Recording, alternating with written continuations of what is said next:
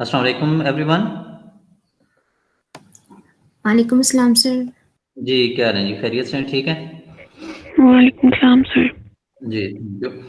अच्छा जी, जो कल हमने टेस्टिंग प्रोसीजर स्टार्ट किया था, equality of two population means,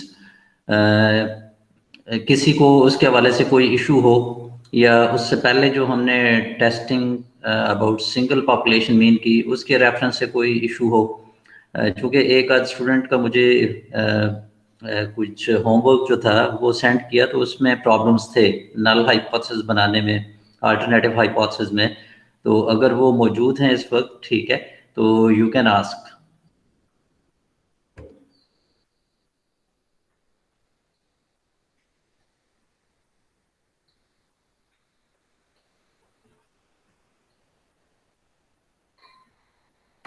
जी, नहीं है जी किसी का इशू,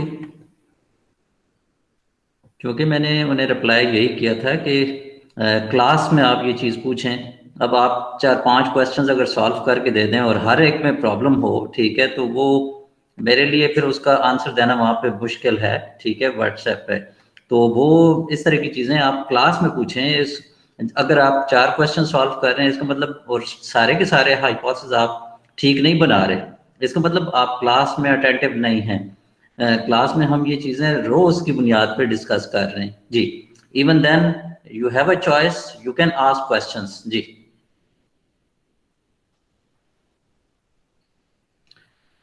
अगर किसी ने कोई क्वेश्चन नहीं पूछना तो चलें, let's move forward. Yesterday we talked about and we considered few examples which were based on testing of hypothesis about equality of two population means under two situations. We discussed two situations. Number one, when population variances sigma 1 square sigma 2 square would be known, and second, when population variances sigma 1 square sigma 2 square will be unknown and sample sizes are large. So we discussed Z test. So today we will consider a few examples which are related to third condition, in which we have to test equality of two population means. But under which situation? When population variances sigma 1 square sigma 2 square would be unknown and sample sizes would be small. Sample sizes will be less than 30. So yesterday we discussed there are two different scenarios under condition number 3. One is when we are assuming population variances, although these are unknown, but we are assuming them equal. And second condition, when these variances are unknown, but we will consider them as unequal after testing certain procedure. उसमें मैंने आपको बताया था कि हम F statistic use करते होते हैं उसके लिए, ठीक है, लेकिन वो एफ टेस्ट जो है वो हम later on analysis of variance के अंदर डिस्कस करेंगे। इस वक्त जो हम एग्जाम्पल सॉल्व करेंगे उसमें हम सिर्फ ये अज्यूम कर लेंगे कि पॉपुलेशन वेरिएंसेस अननोन हैं, सैंपल साइजेस स्मॉल हैं, लेकिन हम ये साथ अज्यूम कर रहे हैं कि both variances which are unequal they are equal, ठीक है, हैं अननोन लेकिन हम उन्हें इक्वल अज्यूम करके कर रहे हैं, ठीक है जी। तो ये टेस्टिंग प्रोसीजर हमने कल भी देखा, आज से एक दफा जस्ट फॉर रिवीजन एक दफा देख लें कि हमारे जो फर्स्ट स्टेप है, formulation of null and alternative hypothesis, 3 different forms of null hypothesis against 3 possible forms for alternative hypothesis. देखें, मैं बार बार कहता हूं कि सबसे जो क्रिटिकल सिचुएशन होती है वो है formulation of null and alternative hypothesis. आपके हाइपोथेसिस ठीक होंगे, आगे काफी सारी चीजें ऑटोमेटिकली ठीक हो जाती हैं। आपका हाइपोथेसिस गलत होंगे, आपके आगे प्रोसीजर काफी सारा गलत हो जाएगा। तो अभी भी जिन्हें जो मुझे व्हाट्सएप कर देते हैं अपना होमवर्क, उन्हें चाहिए कि अगर उसमें मिस्टेक्स हैं और ठीक है, तो वो यहाँ पे क्वेश्चंस पूछें कि उन्हें क्या प्रॉब्लम है जी। किसी को फर्स्ट स्टेप के हवाले से construction of null and alternative के अल्टरनेटिव हाइपोथेसिस के हवाले से कोई इशू है, कोई प्रॉब्लम है, तो अब आप पूछ सकते हैं जी।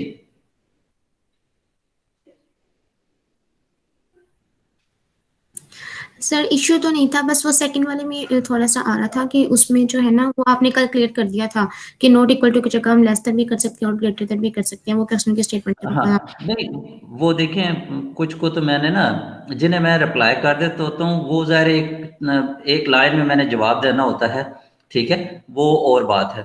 लेकिन अब जिसका बहुत सारी चीज़ें गलत हों, तो मैं उसे कहाँ, ठीक है, उसे रिप्लाई करूँ। अब 4 क्वेश्चंस हैं, ठीक है, मैं क्वेश्चन 1 का कौन कौन सा स्टेप उसका ठीक करूँ, तो उस बंदे को चाहिए, मैंने आज सुबह रिप्लाई किया था जिनका मैं जिक्र कर रहा था, ठीक है, तो उन्हें चाहिए कि अगर वो इस वक्त क्लास में, और हैं भी मॉर्निंग की हैं, अगर वो क्लास में इस वक्त मौजूद है तो उन्हें चाहिए कि वो पूछ लें मुझसे। अगर वो मुझसे सिर्फ व्हाट्सएप पे ही पूछेंगे तो व्हाट्सएप पे मैं जो छोटी सी बात है, ठीक है, वो मैं फौरन बता देता होता हूँ। लेकिन अब मैं किसी का फार्मूला या किसी के नल हाइपोथेसिस और फिर उसके अल्टरनेटिव हाइपोथेसिस भी गलत हैं, ठीक है, डिसीजन भी गलत है, तो मैं उसे कहाँ कहाँ ठीक करूँगा, ठीक है। तो इसलिए जिसे मैंने आज सुबह जिन्हें मैंने रिप्लाई किया था, अगर वो क्लास में मौजूद हैं तो अभी वो 1 बाय 1 वो क्वेश्चन वो मुझसे इस वक्त नल या अल्टरनेटिव हाइपोथेसिस के हवाले से क्वेश्चन कर सकती हैं, ठीक है जी। और इसमें जी second step, level of significance, always remember it's a probability of rejecting a true hypothesis and it is a pre-assumed value, ठीक है। हम पहले से assume कर लेते होते हैं कि एक hypothesis के even then अगर वो ठीक है तो उसके reject होने के हम कुछ chances assume कर लेते हैं। इसलिए assume कर लेते हैं कि हम 100% इंफॉर्मेशन कलेक्ट नहीं कर रहे होते, हम 1%, 2%, 0.5% इतनी इंफॉर्मेशन हम पॉपुलेशन से ले रहे होते हैं। तो जब आप इतनी थोड़ी सी पॉपुलेशन लेके उसके रिजल्ट्स को पूरी पॉपुलेशन के ऊपर आपने इम्प्लीमेंट करना हो, तो डेफिनेटली वहां पे कुछ ना कुछ एरर का चांस एग्जिस्ट करता है। उसके लिए हम लेवल ऑफ सिग्निफिकेंस फिक्स करते हैं, ठीक है जी। और थर्ड स्टेप था टेस्ट स्टैटिस्टिक। तो याद रखें, जब भी पॉपुलेशन वेरिएंसेस अननोन हो, सैंपल साइज स्मॉल हो और हमने अज्यूम किया हुआ हो कि वो इक्वल हैं, ठीक है, तो उसके लिए हम टेस्ट स्टैटिस्टिक ये यूज करेंगे। x⁻1 minus x⁻2, x⁻1 minus x⁻2 ये क्या है, ये आपके पास एक स्टैटिस्टिक है, ठीक है, और minus μ1 minus μ2 it's a parameter. तो स्टैटिस्टिक माइनस पैरामीटर, डिनोमिनेटर में आपके पास SP into square root 1/n1 plus 1/n2, तो डिनोमिनेटर का जो कंप्लीट पार्ट है this is called standard error, ठीक है। और ये जो स्टैंडर्ड एरर है ये बेसिकली आपको जो हमारी एक सैम्पलिंग डिस्ट्रीब्यूशन बनती है हमारी स्टैटिस्टिक की, क्योंकि हमारी स्टैटिस्टिक इस वक्त है x⁻1 माइनस x⁻2, तो जो इसकी एक डिस्ट्रीब्यूशन बनती है उसका जो स्टैंडर्ड डेविएशन होता है वो ये स्टैंडर्ड एरर कहलाता है, ठीक है। तो किसी भी स्टैटिस्टिक का, याद रखें, किसी भी स्टैटिस्टिक के अंदर जो जो स्टैटिस्टिक की डिफरेंट वैल्यूज हैं उनके अंदर जो वेरिएशन पाया जाता है उसे जब हम मेजर करते हैं, उसे जब हम क्वांटिटी की फॉर्म में लेके आते हैं तो वो कहलाता है स्टैंडर्ड एरर, ठीक है। 2 लफ्ज हैं, एक है स्टैंडर्ड डेविएशन और एक है स्टैंडर्ड एरर। दोनों में थोड़ा सा डिफरेंस है, याद रखें, हैं दोनों क्या है, मेजरमेंट ऑफ डिस्पर्शन, चाहे वो स्टैंडर्ड डिविएशन है चाहे वो स्टैंडर्ड एरर है, it's a measurement of dispersion, it's a measurement of variation in the data. एक डेटा के अंदर जो वेरिएशन या डिस्पर्शन पाया जाता है उनकी मेजरमेंट है। लेकिन किस वक्त हम उसे स्टैंडर्ड डेविएशन का लफ्ज यूज करते हैं और कब हम स्टैंडर्ड एरर का लफ्ज यूज करते हैं, याद रखें, अगर आपके पास कोई ओरिजिनल वेरिएबल दिया हुआ हो, ओरिजिनल वेरिएबल से मुराद ये है आपके पास कोई हाइट्स का डेटा है, कोई वेट्स का डेटा है, कोई ब्लड प्रेशर्स का डेटा है, कोई किसी चीज की क्वांटिटीज आपको दी हुई हैं, किसी चीज की आपको यील्ड गिवन है, कोई ब्लड प्रेशर्स गिवन है, ठीक है, लोगों की एजेस आपको गिवन है, स्टूडेंट्स के कोई CGPAs गिवन है, ठीक है, तो ये सारे हैं ओरिजिनल वेरिएबल। तो जब आप किसी भी ओरिजिनल वेरिएबल की वैल्यूज के अंदर amount of dispersion, amount of variation quantity की शक्ल में मेजर करते हैं, इट्स अ स्टैंडर्ड डेविएशन। लेकिन अगर आपके पास, मैं आपसे कहूं आपकी क्लास में जी 60 स्टूडेंट्स हैं, हर स्टूडेंट अपने अपने जी मोहल्ले से, ठीक है, कोई 10-10 फैमिलीज का या 15 फैमिलीज का अपनी चॉइस के मुताबिक, ठीक है, एक सैंपल फैमिलीज का लें और उनकी एवरेज सैलरी निकाल दें। ठीक है, क्या करें, अपने अपने जिस जहां लोकेशन है आपकी, उस लोकेशन से, उस लोकेलिटी से अपनी मर्जी का सैंपल लें, 5 का, 10 का, 20 का, जितने फैमिली सेलेक्ट हुई उनसे उनकी सैलरी पूछें और उनका एवरेज सैलरी निकाल दें। तो ज़ाहिर है 60 स्टूडेंट्स हैं तो 60 मेरे पास वैल्यूज आ जाएंगी। किसकी वैल्यूज आ जाएगी? सैंपल मीन की वैल्यूज आ जाएगी। अब ये ओरिजिनल वेरिएबल नहीं है, ये ऑलरेडी वो वैल्यूज हैं जिनके ऊपर एक ऑपरेशन हो चुका है। ऑपरेशन क्या हुआ, हमारे पास कोई कहीं पे 5 वैल्यूज थी, कहीं पे 15 वैल्यूज थी, हमने उनका मीन ले लिया। तो जब इस मीन, इन 60 मीन की वैल्यूज के अंदर आप वेरिएशन को मेजर करते हैं, this is called standard error. जी, बात समझ आई जी कुछ?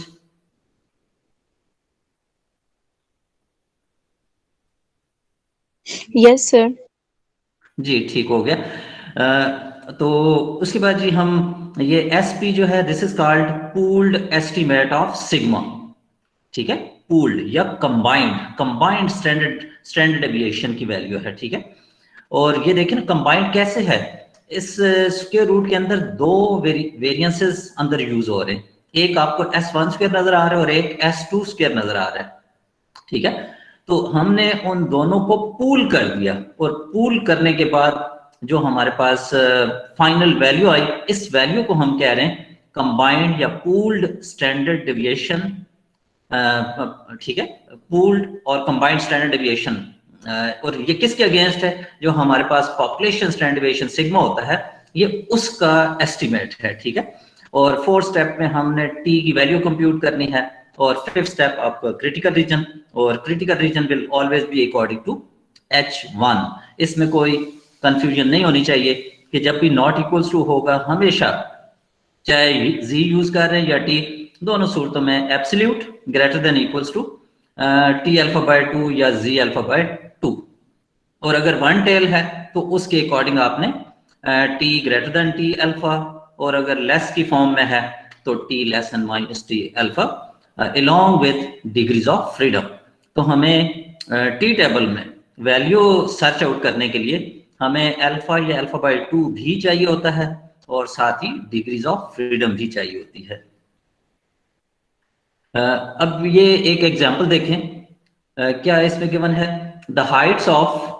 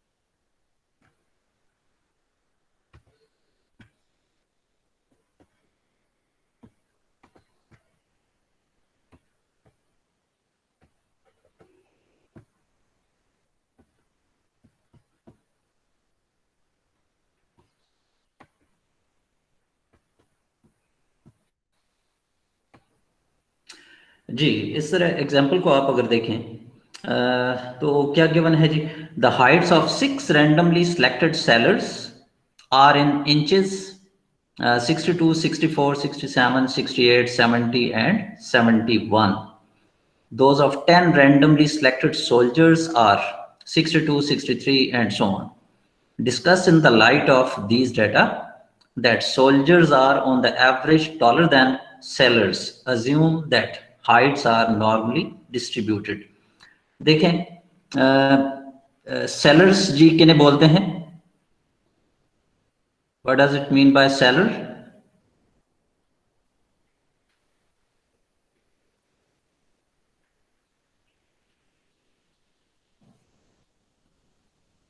जी, किसी को जी नहीं हाइट जी? बात सर जो कश्ती चलाते हैं शायद उनको कहते हैं। कश्ती जो चलाते हैं जी, उसे तो बोटमैन कहते होंगे या क्या? हाँ हाँ जी। अच्छा, ये देखें जो आपकी आपकी जो फोर्सेस हैं, मिलिट्री फोर्सेस, एक एयर फोर्स है, एक आपकी नेवी है और एक आर्मी है, ठीक है। तो जो आर्मी के लोग हैं उन्हें हम सोल्जर्स बोलते हैं, सिपाही, ठीक है। और जो नेवी के लोग होते हैं उन्हें हम सेलर्स बोलते हैं, सेलर्स, ठीक है। तो हमें जी एक तो सेलर्स, उनकी हाइट 6 लोगों की दी हुई है, और दूसरी तरफ हमें जो आर्मी के सोल्जर्स हैं, ठीक है, उनके 10 लोग, उनकी हाइट का डाटा दिया हुआ है। कोई हमें वेरिएंसेस गिवन नहीं है, किसी किस्म की और इंफॉर्मेशन गिवन नहीं है, ठीक है। तो यहीं से हमें दो चीजें पता लग गई। एक तो ये कि हमारे पास 2 सैंपल्स हैं, ठीक है, और ये 2 सैंपल्स 2 मुख्तलिफ पॉपुलेशन से लिए गए हैं। एक सेलर्स की कोई पॉपुलेशन थी, उसमें से 6 लोगों को सिलेक्ट किया गया, और एक सोल्जर्स की कोई पॉपुलेशन थी, उसमें से 10 लोगों का एक सैंपल लिया गया। तो 2 डिफरेंट पॉपुलेशन से 2 सैंपल्स सिलेक्ट किए गए। दूसरी बात, पॉपुलेशन वेरिएंसेस के हवाले से we don't have any kind of information, we are not given any kind of information, ठीक है। हमें कोई मालूमात उसके हवाले से दी हुई नहीं है। तो हम ये कह सकते हैं कि पॉपुलेशन वेरिएंसेस जो हैं वो अननोन है, सैंपल साइजेस इसमें स्मॉल है, और जो एक और तीसरी बात हमने टेस्ट करनी होती है कि आया पॉपुलेशन वेरिएंसेस जो कि अननोन है, आया इक्वल हैं या अनइक्वल हैं, ठीक है। उसके लिए चूंकि एफ टेस्ट यूज होता है, एफ टेस्ट अभी हम यूज नहीं करने जा रहे, but we will assume that population variances are equal. हम इसमें इक्वल अज्यूम करके से प्रोसीड करेंगे, ठीक है। अच्छा, अब जी आगे इशू है कि what will be our null hypothesis, what will be our alternative hypothesis, ठीक है। तो देखें, हमारे जहन में फौरन आना चाहिए कि हमारे पास जो नल हाइपोथेसिस है वो equal to, less than equal to, greater than equal to, 3 forms हैं। जो अल्टरनेटिव हाइपोथेसिस है वो हमारे पास या तो नॉट इक्वल्स टू, ग्रेटर या लेस, ये 3 फॉर्म्स हैं। यहां पर बात हो रही है 2 पॉपुलेशंस की। तो 2 पॉपुलेशंस का मतलब ये है, एक तरफ μ1 है, एक तरफ μ2 है, एक तरफ म्यू सेलर्स है, एक तरफ म्यू सोल्जर्स है, ठीक है। अब आपने देखना है कि यहां पर किस चीज की तरफ इशारा दिया गया है, हमारा अल्टरनेटिव हाइपोथेसिस की तरफ इशारा दिया गया है या नल हाइपोथेसिस की तरफ इशारा दिया गया है, ठीक है। Discuss in the light of these data that soldiers are on the average taller than sailors. जी, आप में से जी कोई रिस्पॉन्ड करे कि इसे हम क्या कैसे? अल्टरनेटिव होगा। जी जी, आपने कहा जी अल्टरनेटिव अल्टरनेटिव हाइपोथेसिस आपके बकौल जी दिया हुआ है, और उसकी शक्ल, उसकी फॉर्म क्या बन रही है? μ1 लेस देन μ2। μ1 लेस देन μ1, आपने किसकी एवरेज को कहा? सर मैंने सेलर्स वाले को μ1 कहा है और सोल्जर को बिल्कुल μ2 ठीक है। यानी जो सेलर्स हैं वो चूंकि आपकी नजर में पहली पॉपुलेशन से वो सैंपल लिया गया है, तो उनका जो पॉपुलेशन मीन है आपने उसे μ1 कहा, ठीक है। अच्छा, और जो दूसरा है पॉपुलेशन जो सैंपल लिया गया है सोल्जर्स का, वो चूंकि सेकंड पॉपुलेशन से लिया गया है, तो उनकी जो ओवरऑल एवरेज होगी उसे आपने μ2 कह दिया, ठीक है। अच्छा, अब जब हम कह रहे हैं कि सोल्जर्स अगर टॉलर हैं, तो आपकी नजर में ये हो गया, या इसी को अगर हम उल्टा कर लें, तो जब सोल्जर्स टॉलर हैं तो सेलर्स क्या हुए फिर? ठीक है, सेलर्स जो है वो शॉर्टर हो गए ना, ठीक है। वो टॉलर नहीं है, वो शॉर्टर हैं या स्मॉलर हैं, यही हो गया ना बात, ठीक है। तो आपने उसके अकॉर्डिंगली कहा μ1 इज लेस देन μ2, ठीक होगी जी बात? आपने यही कहा ना? Yes sir. जी जी, कोई और जी इसी हाइपोथेसिस को जरा किसी और अंदाज से कोई बनाना चाहे जी।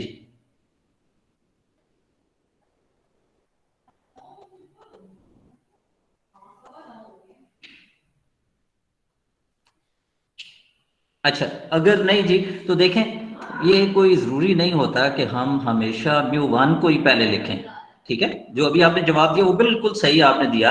आप अगर पेपर में करें तो बिल्कुल आपको चाहिए कि आप इसी तरह करें, ठीक है।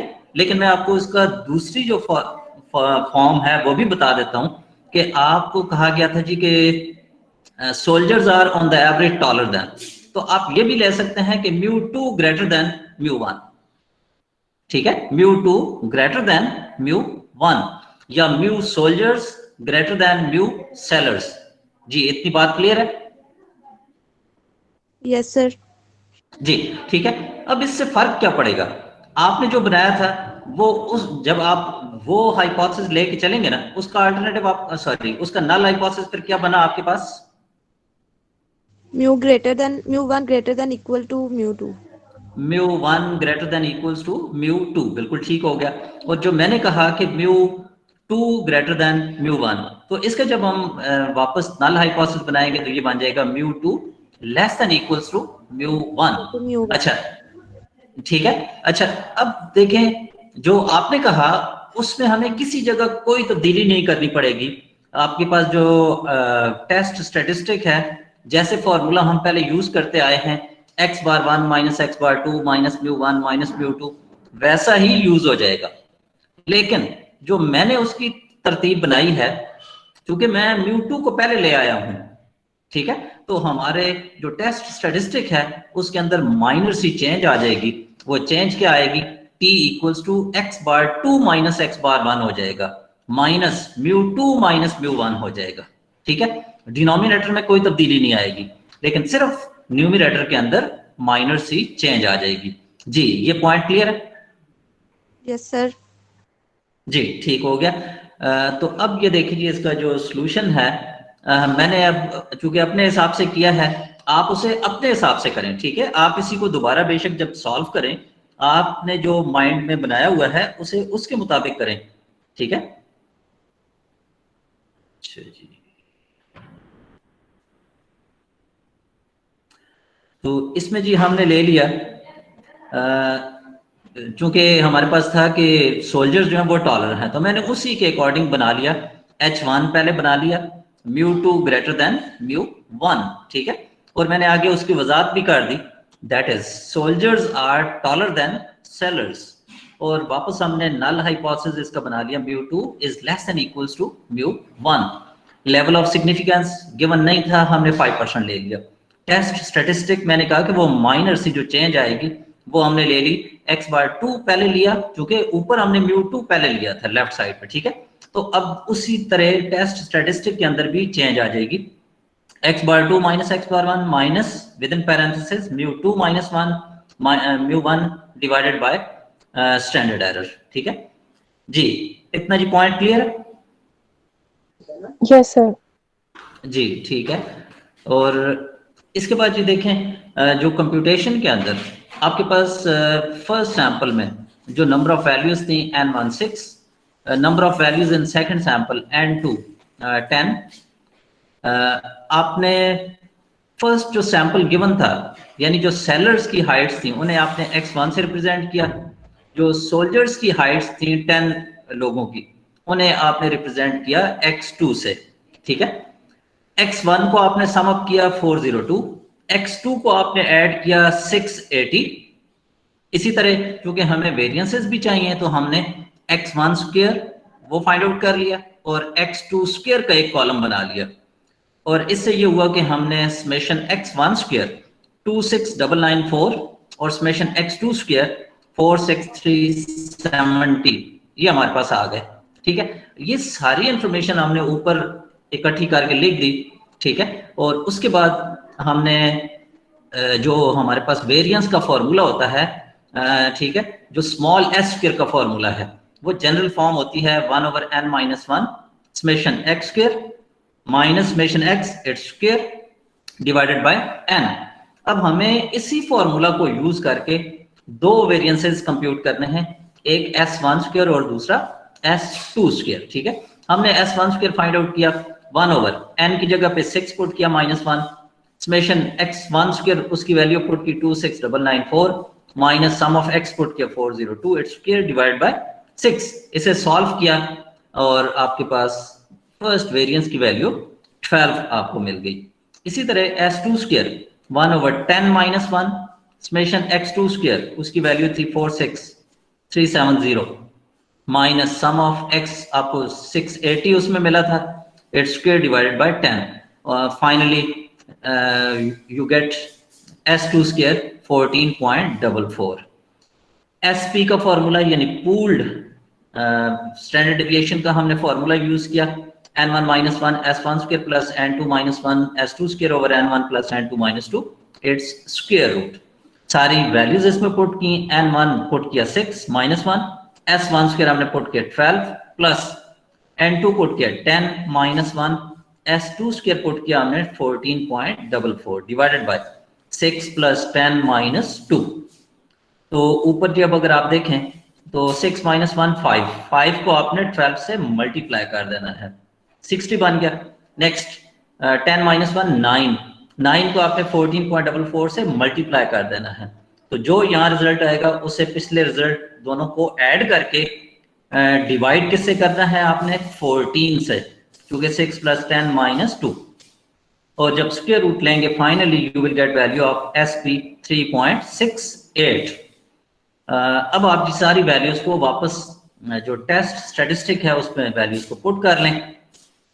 अच्छा, हमने जी दो चीजें यहाँ पे कंप्यूट नहीं की थी, ठीक है, लेकिन वो आपने कंप्यूट कर लेनी है, x बार 1 और x बार 2। मैंने यहाँ पर डायरेक्ट उनकी वैल्यूज पुट कर ली हैं। x bar 1 summation x1 over n1 यानी 402 डिवाइडेड बाय 6, आपको वैल्यू मिलेगी 68 minus, sorry this is value of x bar 2, ठीक है। और इसी तरह minus 67 it's the value of x bar 1, ठीक है, ओवर SP की वैल्यू पुट की 3.68 into square root 1 over n1 put किया 6 प्लस 1 ओवर n2 पुट किया 10 और μ2 माइनस μ1, क्योंकि दो मीन्स का जो डिफरेंस है हाइपोथेसिस के अंदर that is 0। Finally you will get the value of t 0.53। जी, कोई कंफ्यूजन इसकी कंप्यूटेशन के हवाले से, कोई बात पूछने वाली हो? No sir. जी ठीक है। इसके बाद जी क्रिटिकल रीजन। अब क्रिटिकल रीजन देखें, आपके पास ये बनी हुई थी H1 μ2 ग्रेटर देन μ1, ठीक है।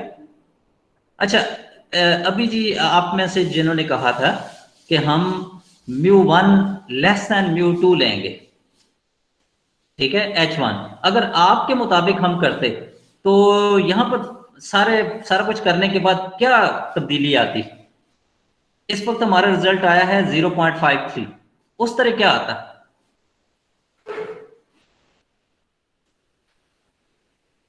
सर t की वैल्यू तो सेम रहनी थी, आगे क्रिटिकल रीजन में t नहीं less than sir minus minus आ जाना था, देखे ना। हाँ, वो जो 68 माइनस 67 है वो उलट हो जाते ना, 67 माइनस 68 हो जाता, ठीक है, तो माइनस 0.53 आ जाता। तो मैं बार बार एक चीज कहता हूं कि जब आप ग्रेटर को H1 आपका ग्रेटर हो तो आपके पास TB या ZB पॉजिटिव कंप्यूट होगा। जब आपके पास अल्टरनेटिव हाइपोथेसिस लेस की फॉर्म में होगा, आपके पास Z या T भी नेगेटिव कंप्यूट होगा, ठीक है। तो उस केस में ये तब्दीली आ जाती कि आपके पास कंप्यूटेड वैल्यू माइनस 0.53 आ जाती, ठीक है। अब जी H1 हमने लिया μ2 ग्रेटर देन μ1 और इसकी critical reason T greater than T alpha, degrees of freedom.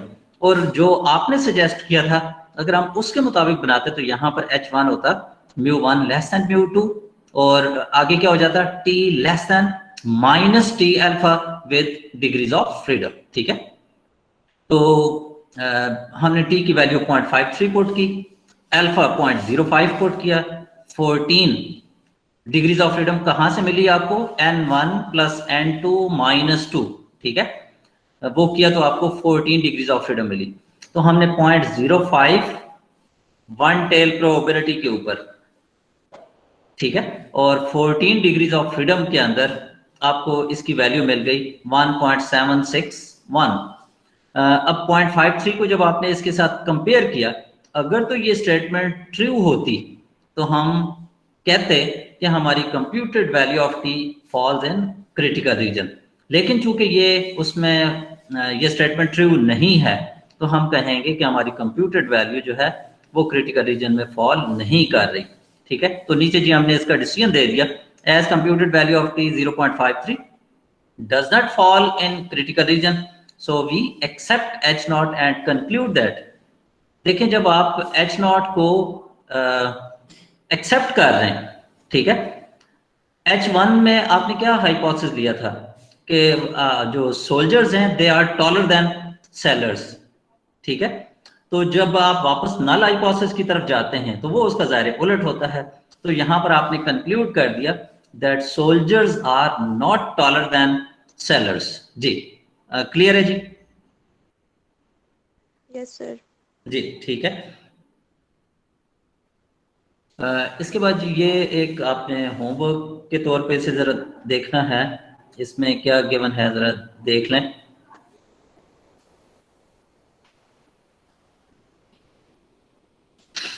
A dairy farm uses the somatic cell count report on the milk it provides to a processor as one way to monitor the health of its herd. The mean SCC from the 5 samples of raw milk was 2,50,000 cells per milliliter with standard deviation 37500 cell per ml. Test whether these data provide sufficient evidence at the 10% level of significance to conclude that the mean SCC of all milk produced at the dairy exceeds that in the previous report. Sorry, ये तो जी हम पहले भी कर चुके हैं। ये example जो है ये दोबारा यहाँ से रिमूव करनी पड़ेगी, दोबारा आ गई, ठीक है। ये इससे रिलेटेड ये वाली एग्जाम्पल थी।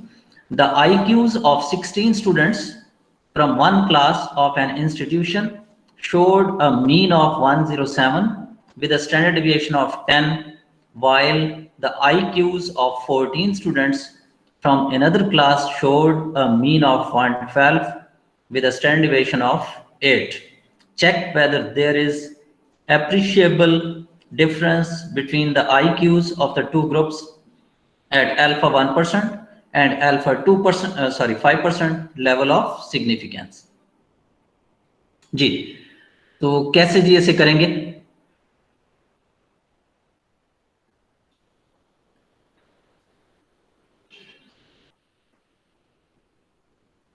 सर शायद फर्स्ट हाइपोथेसिस यूज करेंगे μ1 नॉट इक्वल टू μ2। शायद ना, आप यकीन से आपको चाहिए कि हमेशा यकीन से कहा करें, यानी ये आपको अपने ऊपर कॉन्फिडेंस जरूर होना चाहिए। देखें सबसे पहली चीज होती है कि इंफॉर्मेशन को देखा करें, ठीक है। इंफॉर्मेशन क्या है कि 16 स्टूडेंट्स पहली क्लास से हैं तो दिस इज N1। अब इस सैंपल का देखें, वो कहा नहीं गया कि ये सैंपल है, लेकिन हमेशा याद रखें जो टेस्टिंग वगैरह होती है वो होती ही सैंपल बेस्ड है। So this figure 16 will be considered as the first sample, और इसी तरह जो दूसरा सैंपल है 14 स्टूडेंट्स का दैट इज N2, ठीक है। अच्छा, तो जब ये एक सैंपल है 16 स्टूडेंट्स का और इनकी जो एवरेज दी हुई है वो x⁻1 है, और इन्हीं का जो स्टैंडर्ड डेविएशन दिया हुआ है दिस इज स्मॉल s1, और आपके पास N2 14 है, x⁻2 112 है, और स्मॉल s2 की वैल्यू 8 है।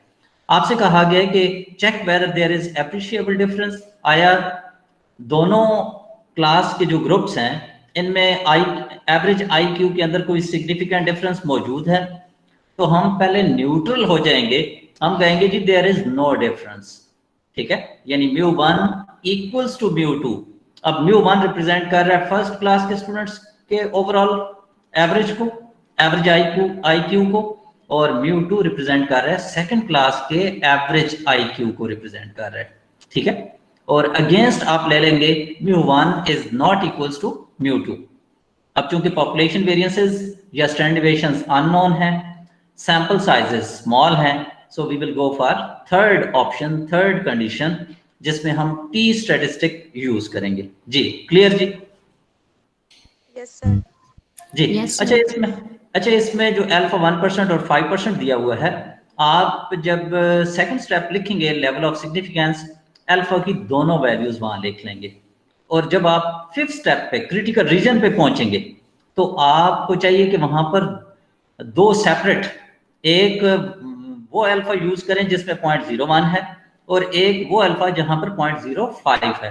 तो दोनों की टेबल वैल्यूज वहां पर आपने लिखनी है और जो कंप्यूटेड टी है वो तो जाहिर है एक ही है, तो आपने दोनों का अलग अलग डिसीजन बताना है।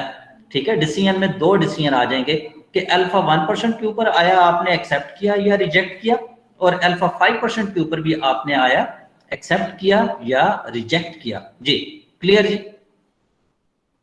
Yes sir. जी इसके बाद जी एक और ये एग्जांपल देखें, the weights in grams of 10 male and 10 female juvenile ring necked pheasants are given in table. देखें हमें मेल और फीमेल फीजेंट्स उनके वेट्स हमें गिवन है ग्राम्स के अंदर। ठीक है, test the hypothesis of difference of 350 grams between population means in favor of males against the alternative of greater difference। जी तो क्या कहा गया जी कि मेल फीजेंट्स और फीमेल फीजेंट्स उनके हमें वेट्स गिवन हैं। ठीक है, और हमें ये इंफॉर्मेशन दी गई है कि हाइपोथेसिस टेस्ट करें दोनों के डिफरेंस, दोनों के मीन डिफरेंस के हवाले से, लेकिन उसमें एक आपको फिगर दे दिया गया है।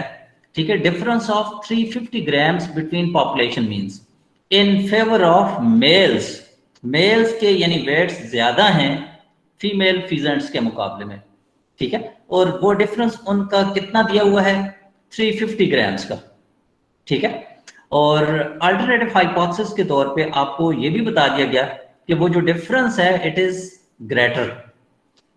ठीक है जी, तो ये हिंट आपको जी यहाँ पर गिवन है कि चूंकि मेल्स का डाटा हमारे पास पहले दिया हुआ है, फीमेल्स का बाद में डाटा दिया हुआ है, और मेल्स के ही फेवर में हमने बात करनी है, उनका वेट ज्यादा है इस फेवर में, तो हमने हाइपोथेसिस बना लिया μ1 माइनस μ2 ग्रेटर देन, वैसे हम लेते होते हैं 0, लेकिन ठीक है, लेकिन यहाँ पर चूंकि आपको एक डिफरेंस 0 के अलावा दे दिया गया है 350 का, तो हमने 350 यूज करना है, μ1 माइनस μ2 ग्रेटर देन 350, और वापस नल हाइपोथेसिस आपने डिजाइन कर लेना है μ1 minus μ2 less than equals to 350।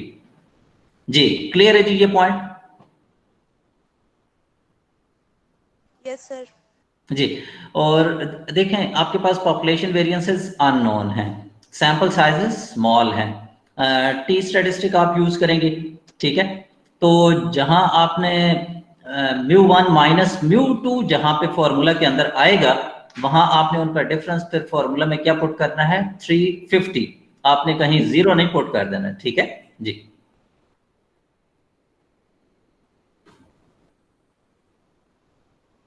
जी क्लियर जी?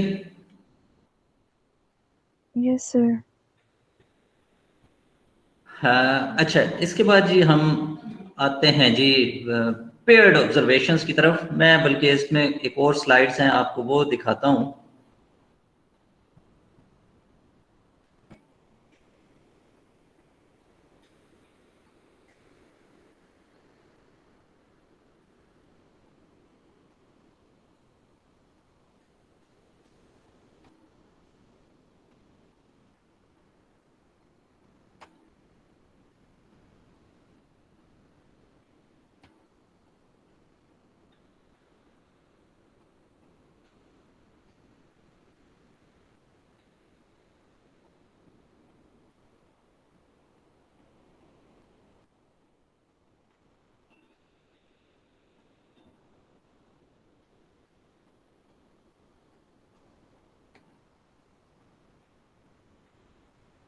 जी देखें, अब तक हमने जो दो मीन्स को की टेस्टिंग की है, या जो हमने उसके पॉसिबिलिटीज देखी हैं, उसमें हमने एक चीज शुरू में ही अज्यूम कर ली थी कि जो दोनों सैंपल्स हम ड्रॉ कर रहे हैं वो क्या हैं, वो इंडिपेंडेंट हैं, they don't have any kind of association और रिलेशन बिटवीन देम। ठीक है, उनका आपस में कोई रिलेशन नहीं था। लेकिन हमारे पास बाज़ औक़ात ये होता है कि जो सैंपल वैल्यूज हमारे पास आती हैं वो इंडिपेंडेंट नहीं होते, वो उनका आपस में कोई ना कोई रिलेशन या एसोसिएशन मौजूद होती है। जी इस वक्त जी स्लाइड्स ये नए वाली अपीयर हो रही हैं जिसमें comparing two means matched samples. जी यस सर। जी जी ठीक है। तो क्या मैं कह रहा हूँ जी कि अब तक हमने जो इक्वालिटी ऑफ टू मींस की टेस्टिंग की है, ठीक है, उसमें हमारी एजम्पशन ये थी कि जो हमारे सैंपल्स हैं, दोनों samples they are independent from each other.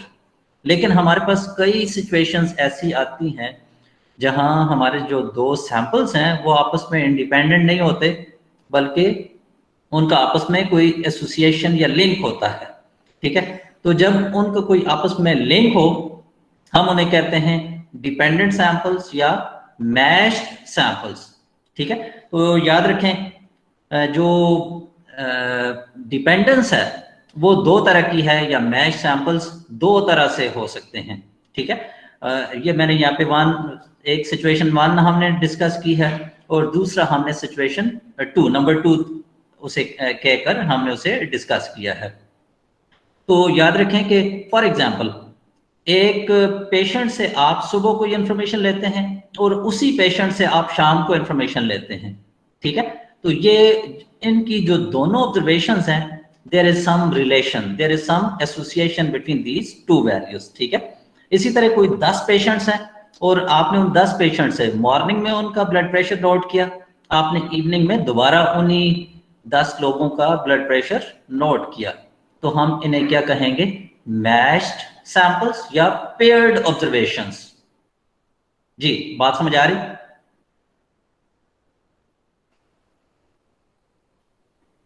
Yes sir. जी, तो इससे पता ये चला कि जब इंडिविजुअल्स चेंज ना हो टाइम चेंज हो जाए। ठीक है, तो दो मुख्तलिफ टाइमिंग के अंदर जब हम उन्हीं यूनिट से उन्हीं इंडिविजुअल से हम कोई इंफॉर्मेशन कलेक्ट कर रहे हैं, ठीक है, तो अब आपके पास एक ऑब्जर्वेशन उनसे मुतालिक नहीं है, आपके पास दो ऑब्जर्वेशंस हैं। ठीक है, तो इसे हम पेयर्ड ऑब्जर्वेशंस कह रहे हैं और इस किस्म की पेयरिंग को हम कहते हैं नेचुरल पेयरिंग। ठीक है, इस किस्म की पेयरिंग को नेचुरल पेयरिंग। और एक और तरह की भी पेयर्ड ऑब्जर्वेशंस होती हैं। फॉर एग्जांपल मैं कहता हूँ जी हमारे सामने कोई दो किस्म की गंदम की वैरायटीज हैं। ठीक है, कोई एग्रीकल्चर डिपार्टमेंट ने कोई दो वैरायटीज जो हैं वो मुतारिफ करवाई, एक कोई वैरायटी ए है और एक कोई वैरायटी बी है।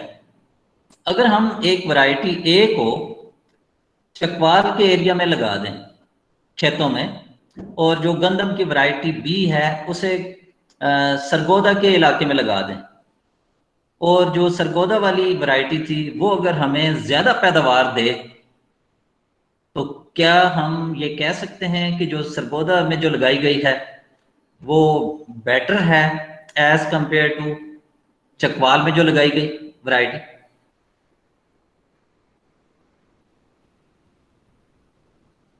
Yes sir. हाँ जी, और जी कोई और आप में से जरा थोड़ा सा सोच के जवाब दें। सर वहाँ पे कंडीशन पे तो डिफरेंस कर रही होंगी सर। कंडीशंस, हाँ जी, कंडीशंस वेरी कर रही होती हैं। ठीक है, जो सबसे बड़ा इशू है तो हम किस वक्त दोनों को अच्छे अंदाज से टेस्ट कर सकते हैं और हम फाइनली कुछ कंक्लूड कर सकते हैं कि भाई ये वैरायटी है जो बेहतर परफॉर्म करती है। जी जी सर जब दोनों को सेम प्लेस पे लगाएं लेकिन वैरायटी जब डिफरेंस दोनों को सिमिलर कंडीशंस प्रोवाइड करें, आप दोनों को सिमिलर कंडीशंस प्रोवाइड करेंगे। ठीक है, फॉर एग्जांपल आपको ये चाहिए कि आप बेशक 2, 4, 5 मुख्तलिफ सिटीज जो रूरल एरियाज हैं जहां पर हम इन वैरायटीज को टेस्ट करना चाह रहे हैं, अगर आपने सरगोदा में लगाई तो दोनों वैरायटीज को एक जैसे हालात के अंदर, ठीक है, वैरायटी ए को भी वहां पर लगा दें और वैरायटी बी को भी लगा दें। चकवाल में अगर आपने लगाई तो एक जैसे एनवायरनमेंट के अंदर, एक जैसे एनवायरनमेंट से मुराद ये है कि उन्हें जो आपने फर्टिलाइजर यूज करना है, जो पानी देना है, उसमें कोई फर्क नहीं होना चाहिए, जो आबो हवा है उसमें फर्क नहीं होना चाहिए। ठीक है, जो फर्टाइलिटी ऑफ लैंड है वो एक जैसी होनी चाहिए। ये ना हो कि वहां पर आपने जमीनों के इंतखाब में कोई गड़बड़ हो जाए, ठीक है। तो हमें एक जैसा इन्वायरमेंट हर जगह पे वैरायटी ए को और वैरायटी बी को देना है। तो जब आप इस तरह की, ये भी पेयर्ड है, ये भी पेयर्ड ऑब्जर्वेशंस कहलाती हैं, ठीक है, कि आपने एक ही एनवायरनमेंट के अंदर आपने वैरायटी ए की वैल्यू सरगोदा से ली और वहीं सरगोदा से ही आपने वैरायटी बी की वैल्यू भी ली, ठीक है। अच्छा, फिर आप जब चकवाल की बात की तो आपने चकवाल से वैरायटी ए की वैल्यू भी ली और वैरायटी बी की वैल्यू भी ली, ठीक है, क्योंकि आपने सेम कंडीशंस प्रोवाइड की हुई थी। तो इन्हें भी हम कहते हैं इन्हें भी हम कहते हैं पेयर्ड ऑब्जर्वेशंस, ठीक है। और ये किस किस्म की पेयरिंग होती है, इसे हम कहते हैं पेयरिंग बाय डिजाइन। तो दो किस्म की पेयरिंग है, एक नेचुरल पेयरिंग और दूसरी है पेयरिंग बाय डिजाइन। जी क्लियर जी? Yes, sir. जी ठीक है जी। तो यहाँ तक जी आपने इन्हें जरा देख लेना है, ठीक है। तो कल से हम पेयर्ड ऑब्जर्वेशन से मुतालिक फर्दर जो इसका टेस्टिंग प्रोसीजर है वो भी देख लेंगे, कुछ एग्जांपल्स जो हैं वो भी सॉल्व कर लेंगे, ठीक है। और साथ ही ये equality of two population means का जो टॉपिक है वो कल इंशाल्लाह हम कंप्लीट कर लेंगे फिर, ठीक है। तो थैंक यू सो मच जी। कोई क्वेश्चन है तो काइंडली पूछ लें, अदरवाइज हम वाइंड अप करते हैं फिर। सर टी की वैल्यू के लिहाज से पूछना था मैंने। जी जी पूछें जी। अगर टी अल्फा अगर हमने कंप्यूट करना हो तो टू जी, टेल जी। वाली रो में वैल्यू देखते हैं ना। मैं एक मिनट जी कोई वो निकाल लेता हूँ, ठीक है, जहां पर मेरे पास इसका टेबल हो।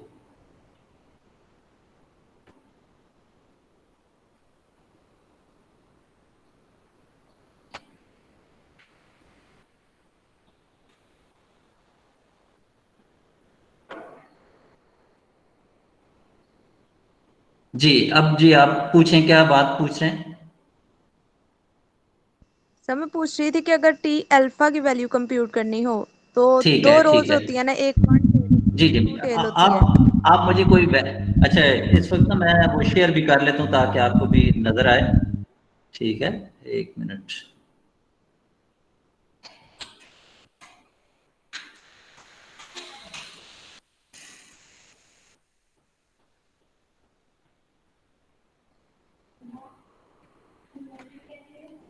जी इस वक्त जी टी टेबल आपको नजर आ रहा है?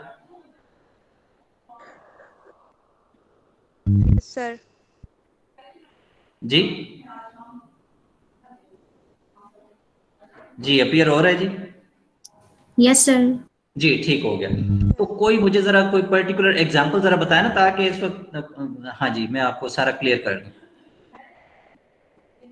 फॉर एग्जांपल अल्फा क्या है और वन टेल है, तो हम कोई मुझे अल्फा बता देना। देखिए फर्ज करें मैं कहता हूँ अल्फा है 5%, ठीक है, और वन टेल आप राइट टेल पे जा रहे हैं, ठीक है। तो अब आपके पास ये 5% हमें कौन सी रो में नजर आ रहा है? अब ये देखें कि आपके पास सेकंड जो कॉलम है जिसमें ऊपर आपको 0.10 नजर आ रहा है और नीचे 0.05 नजर आ रहा है, क्या ये सूट करता है आपको? No sir. नो नो बिल्कुल ठीक है। देखिए उससे अगला कॉलम है 0.05 और नीचे 0.025, ठीक है। आप देखना चाह रहे हैं वन टेल के ऊपर, लेकिन वैल्यू क्या है आपके पास? 0.05। देखिए 0.05 हमारे पास इख्तियार होता है ना कि हम इसे दोनों टेल्स पे लेके जा रहे हैं या सिर्फ इसे एक टेल के ऊपर रखना चाह रहे हैं। हम इसे दोनों टेल्स पे लेके जाना चाह रहे हैं या एक टेल के ऊपर लेके जा रहे हैं, ठीक है। तो ये आपके पास 0.05 ऊपर मौजूद है। अगर हम इस 0.05 के टुकड़े करते तो ये 0.025 बनते, ठीक है। तो हमारी तो ओवरऑल वैल्यू 0.05 है ना। तो आपने इस कॉलम के अंदर नीचे जहां डिग्रीज ऑफ फ्रीडम मैच कर रही है आपने टी की वैल्यू उठा लेनी है। जी जी बात क्लियर है जी? यस सर क्लियर है। कोई और पूछें ताकि आपको मजीद क्लियर हो जाए। देखें फर्ज करें अल्फा है 10% है, अल्फा है 10%।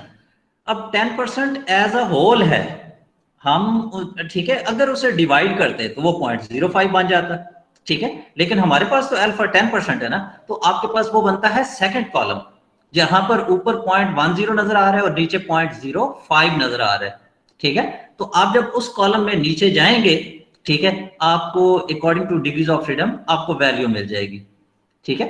और फिर एक और चीज भी है, आपको मैंने ये भी तो कहा है कि आप टी टेबल की जो वैल्यूज हैं वो आर की मदद से निकालें, ठीक है।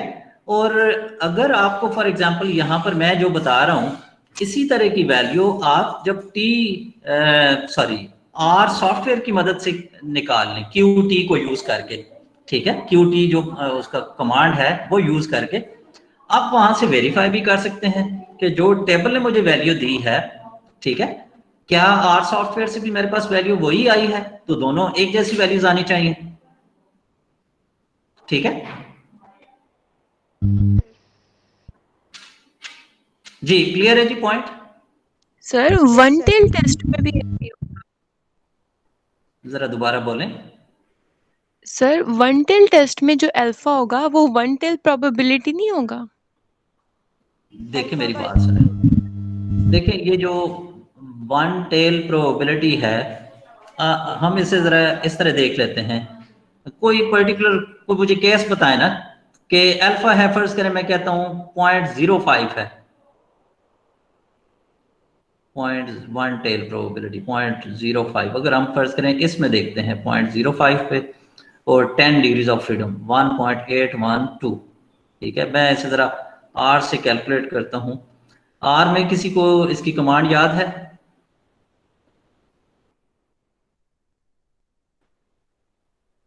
हाँ जी, नो सर। चलते हैं।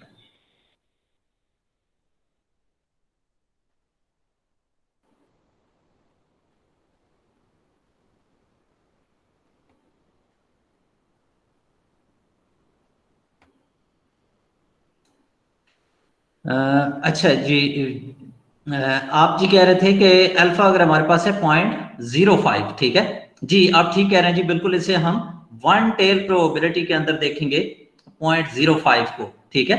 और अगर फर्ज करें हमारे पास 10% है, अगर 10% है तो वन टेल प्रोबेबिलिटी हमें कहाँ नजर आ रही है? 10% फर्स्ट कॉलम के अंदर, ठीक है, 0.10, आपने इसके नीचे मूव करना है।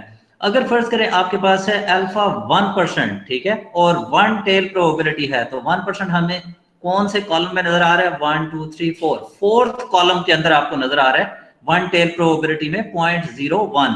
आप वो नीचे मूव करेंगे according to degrees of freedom जी। Yes sir sir. अगर 2 में अल्फा की वैल्यू 5% हो तो? जी जी दोबारा बोलें। अगर अल्फा की वैल्यू 5% हो तो टेस्ट जो है वो 5% और हाँ जी, टू टेल या वन टेल? Two tail. अगर तो ये टू टेल है तो फिर आपको 0.05 देखें ना, टू टेल प्रोबेबिलिटी में 0.05 नजर आ रहा है थर्ड कॉलम में, ठीक है। वहां पर वन टेल के हिस्से में क्या आएगा? 0.025, तो आपने इस कॉलम में नीचे मूव करना है, ठीक है। और अगर यही 0.05 वन टेल है तो फिर आपका 0.05 वन टेल में आप देखें ना सेकंड कॉलम में आपको नजर आ रहा है, ठीक है, वन टेल प्रोबेबिलिटी 0.05, आपने वो कॉलम नीचे मूव करना है यस सर, समझ आ गया। जी, ठीक है। तो आपके सामने क्लियर कट लिखी हुई है टू टेल प्रोबेबिलिटी और वन टेल प्रोबेबिलिटी। अगर फर्ज करें अल्फा है 1% और वन टेल प्रोबेबिलिटी, तो आपने मूव ही वन टेल प्रोबेबिलिटी में तलाश करना है 0.01 को, तो वो आप 0.01 देखें, आपको सेकंड लास्ट कॉलम में नजर आ रहा है, ठीक है। और अगर 1% है और टू टेल है तो फिर आपको चाहिए कि आप टू टेल प्रोबेबिलिटी में 0.01 को तलाश करें, तो ये आखिरी कॉलम आपको नजर आ रहा है 0.01, ठीक है। अल्फा अगर 10% है, ठीक है, 10% है और ये टू टेल है, तो आपको चाहिए टू टेल वाली लाइन में देखें, टू टेल प्रोबेबिलिटी में 10%, वो सेकंड कॉलम में हमें नजर आ रहा है जी, ठीक है। और यही अगर 10% वन टेल में हो, ठीक है, तो आप फिर वन टेल प्रोबेबिलिटी के अंदर सर्च करेंगे उसे, ठीक है जी। क्लियर जी? Yes sir. जी ठीक है, तो चलें जी, आज की क्लास यहीं पे वाइंड अप करते हैं, ठीक है। ओके जी, थैंक यू, अल्लाह हाफिज। अल्लाह हाफिज़ सर। ओके जी, अल्लाह हाफिज।